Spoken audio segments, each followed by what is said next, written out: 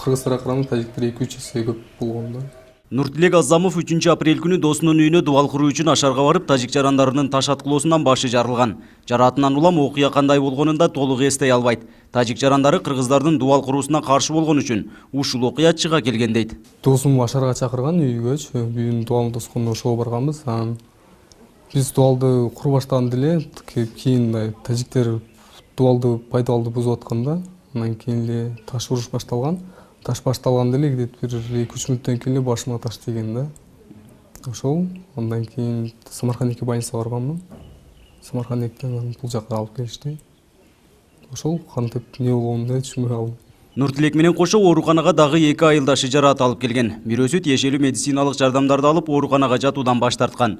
Учурда бейтаптардын абалы туруктуу экенин, өз убагында дары-дармектери берилип жатканын дарыгерлер айтышты. Кыргыз-тажик чыр-чатагынан бизге 3 адам коюлган. Анын экөөсү азыркы кезде травматология бөлүмүндө дарыланууда. Анын бирөөсү өзүнүн калоосу менен үйгө жиберилди. Азыркы мезгилде экөөсүнүн абалы туруктуу. Тийиштүү болгон дары-дармектерди ооруканада бар, ооруканадан тийиштүү дары-дармектерди алып жатат. Эки тараптуу таш атышуудан кыргыз жаранынын турак жайы да зыянга учураган. Чатырлары жана терезелери тийген таштан талкаланып, жараксыз абалда турат. Үйдүн ичинде 4 жашар баласы менен болгон Бурлай Таштанова балдары катуу коркуп калышканын айтат. Үйдөн коопсуз жайга араң качып чыктык дейт. Таштар дөңнүн башына таштар каттып келди да. Анан катып келгенден кийин төртөөнү ээрчип анан чыгып кеттим мен. Каттуу тийди таштар. 4 бал. Анан таштар майга туруп алып, уяз сөздөрү айтып, сөгүнүп, балдарыма таш урат. Бете жашоо болбой калды. Үйүбүздө уктай албасак түндөсү мана дөңгө чыгып барып хүрө деп тажиктер бакырып, түндө туруп кетебиз коркконубуздан биз. Жаш балдар бар, жаш кыздар бар. Бул кандай жашоо бул?